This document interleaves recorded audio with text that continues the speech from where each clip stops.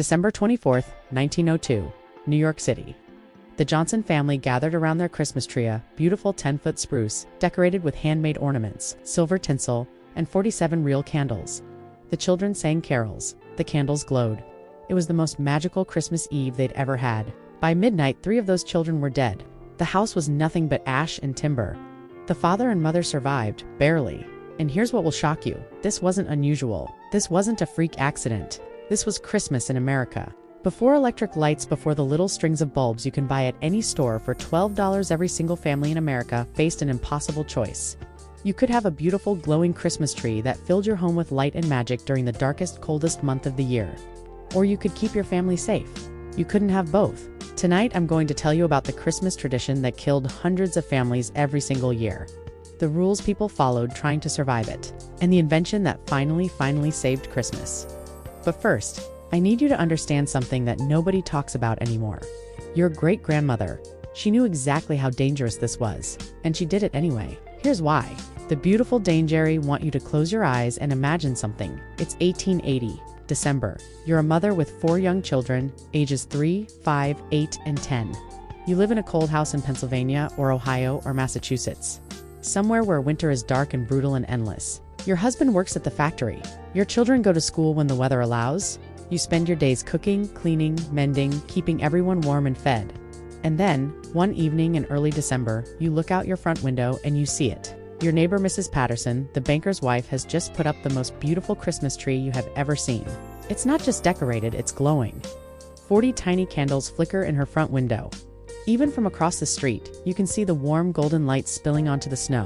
It looks like starlight. Like heaven itself came down and settled in her parlor, and your children. Your children press their faces to your window, leaving foggy breath marks on the cold glass. Mama, your 8-year-old whispers, "Why can't we have a tree like that?" And you don't know what to say. Because you know that. If you light candles on a tree in your house, you're risking everything. See, the tradition started in Germany back in the 1600s. Martin Luther the Protestant, reformers supposedly walked through a forest one winter night and saw starlight twinkling through the evergreen branches. He was so moved by the beauty that he cut down a small tree, brought it inside, and attached candles to the branches to recreate what he'd seen. It was poetic, it was religious. It was a way to bring God's creation indoors during the season, celebrating Christ's birth. It was also a death trap, but people didn't care because it was so beautiful. By the 1800s, German immigrants had brought the tradition to America, and American families, desperate for beauty, for light, for something magical during the darkest month, embraced it completely. They hung ornaments, they draped tinsel. They sang carols around these glowing trees, and they knew every single minute those candles burned that their house could go up in flames. So why did they do it? Because Christmas in the 1800s wasn't about safety. It wasn't about being careful. It was about showing your neighbors in, proving to yourself that you still had hope, even if that hope could kill you. But families weren't helpless. They developed rules, strict rules, rules they believed would keep them safe. Now, families in the 1800s weren't stupid. They weren't reckless. They knew fire was deadly. They'd all seen houses burn entire city blocks, sometimes so they developed rules. 3 main rules that every single person in the household had to follow, or someone could die. Let me tell you what those rules were. Rule number 1. The tree could only be lit for 15 to 20 minutes. That's it. Not an hour. Not all evening. 15 minutes. Maximum. Here's how it worked. The family would gather just before sunset. The father would light each candle, one by one, starting from the bottom and working his way up. Everyone would stand back. They'd sing 1 carol, maybe 2 if they were fast. The children could look, but they couldn't get close, couldn't touch, couldn't reach for ornaments. And then, after 15 minutes timed by the clock on the mantle, the father would blow out every single candle, one by one, bottom to top, making absolutely sure each flame was OUT, 15 minutes of beauty. That's all most families allowed themselves. Can you imagine? Planning for weeks, decorating for hours, and then 15 minutes? And you know what the cruelest part was? After those candles went out, the tree just sat there in the dark, unlit plain. All that effort, all that hope, for a quarter of an hour of light. Rule number 2. Someone had to watch the tree. Every single second it was lit, usually the father, sometimes the oldest son if he was responsible enough. They'd stand there right beside the tree, holding a bucket of water in one hand and a heavy, wet wool blanket in the other. Their job was simple: watch every flame. If one candle started to tilt, you had maybe 3 seconds to grab it before the branch caught. If a flame got too close to dried pine needles, you smothered it immediately. If you saw smoke, even a wisp of smoke, the candles went out. All of them right then. There was no "let's wait and see." There was no "it's probably fine," because everyone knew. A dry Christmas tree can go from a single spark to a full inferno in under 30 seconds. 30 seconds. That's how long you had between, "Oh, that doesn't look right," and "everyone get out of the house now." So someone always watched, standing, alert, ready. It wasn't festive, it wasn't relaxing, it was terrifying. And rule number 3, maybe the most important one, the tree had to be fresh. Very fresh. Not just cut this week, fresh. We're talking cut this morning fresh. Because a dry tree was a death sentence. Families would go into the woods on Christmas Eve, not weeks before, like we do now. Christmas Eve, they'd cut the tree, drag it home, and set it up that same day. Some families would keep the tree outside in the snow until the very last minute. Then they'd bring it in, decorate it, light it for 15 minutes, and that was it. Why? Because once a tree starts to dry out, the sap stops flowing, the needles get brittle, and those needles become kindling. That's not an exaggeration. That's what fire marshals demonstrate every year to remind people to water their trees. 30 seconds from spark to inferno. Your great-grandparents knew this. They'd seen it happen, so they followed the rules religiously. But here's the thing about rules. Rules only work if everyone follows them perfectly, every single time. And when you have a house full of excited children staring at the most beautiful thing they've seen all year, perfect obedience becomes impossible, because there was one thing nobody could control, and that's what killed them. Between 1850 and 1900, over 200 families died every year. Here's what went wrong. The newspapers from the 1880s and 90s are absolutely filled with stories like this. And when you read them, you start to see a pattern. It wasn't the adults who made the mistake, it was the children. A 5-year-old girl sees a beautiful glass ornament hanging on a low branch. She reaches for it. Her cotton sleeve brushes against a candle. The fabric catches, she screams.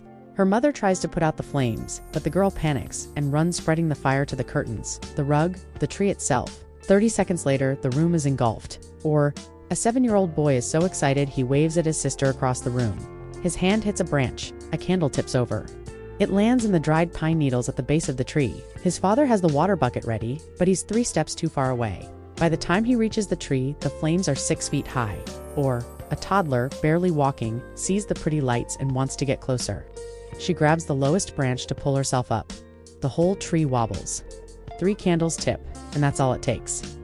These weren't rare accidents. These weren't unusual tragedies. Between 1850 and 1900, fire departments estimated that candlelit Christmas trees caused over 200 deaths per year, just in major cities. Rural areas will never know the real number, because many of those fires weren't even recorded. 200 deaths every year for 50 years. Thousands of people, thousands of families, all because they wanted their Christmas tree to glow. So here's the question. If it was that dangerous, if everyone knew it was that dangerous, why did families keep doing it? Because Christmas without light felt like no Christmas at all. In a world without electricity, without television, without any of the things we use to push back the darkness, those 15 minutes of candlelight were everything. They were beauty, they were magic, they were hope. And people were willing to risk their lives for it. Clever American tricks. Now, if there's one thing Americans are good at, it's problem solving. We see a dangerous situation and we start inventing ways around it. So families across the country started developing tricks. Desperate, creative, sometimes ridiculous tricks to make candle trees just a little bit safer. Let me show you what they came up with. Some families would take a large metal bucket and fill it with wet sand, not dirt. Sand, because sand doesn't catch fire. They'd sink the tree trunk deep into the sand, making sure it was stable and couldn't tip over. The wet sand served 2 purposes. First, it kept the tree hydrated longer, which delayed drying. Second, if the worst happened, you could dump the whole bucket of sand on the base of the fire. It wasn't perfect. The top of the tree could still catch, but it gave families a fighting chance. Wealthier families, the ones with high ceilings and a bit more money, would hang a soaking wet wool blanket or canvas sheet from the ceiling directly above the tree. The idea was, if flames shot upward, they'd hit wet fabric instead of dry wooden beams. It would buy you maybe 30 seconds to put out the fire before it spread to the ceiling. 30 seconds, that's all. But 30 seconds could be the difference between saving your house and losing everything. Special candle holders. By the 1870s, tinsmiths and metalworkers started creating special weighted candle holders that clipped onto tree branches. They had a wide base and a spring mechanism that kept the candle perfectly upright, even if the branch moved. Some even had a little metal cup underneath to catch dripping wax before it could reach the dried needles. These were slightly safer than just balancing candles on branches. Slightly, but people bought them anyway. Anything to reduce the risk, even by a fraction. The window DSPLY, and some families gave up entirely on having a tree inside. They set up a small tree right outside their front window, visible from the street and from inside the house in light. That if it caught fire, at least it was outside. At least the house was safe. But it wasn't the same, was it? The whole point was to have the tree inside, to gather around it, to feel that warmth and light in your own home. An outdoor tree was safer. But it wasn't Christmas. All these tricks, all this American ingenuity and desperate problem solving, none of it fixed the real problem. The problem was the candles themselves. Open flame and dried wood don't mix. There's no clever trick that makes them safe. Families knew this, but what choice did they have? For 50 years, people kept dying, and for 50 years there was no solution. But then, something happened that changed everything. And it had nothing to do with Christmas. One man, one invention, and Christmas would never be the same. Edison saves Christmas, 1882, New York City. A man named Edward H. Johnson worked for a company called Edison Electric Light Company. His boss, Thomas Edison, the man who'd just invented the incandescent light bulb. Now, electric lights were still brand new. Most homes didn't have electricity at all, and the ones that did could barely afford to run 1 or 2 bulbs. But Edward Johnson had an idea, he thought.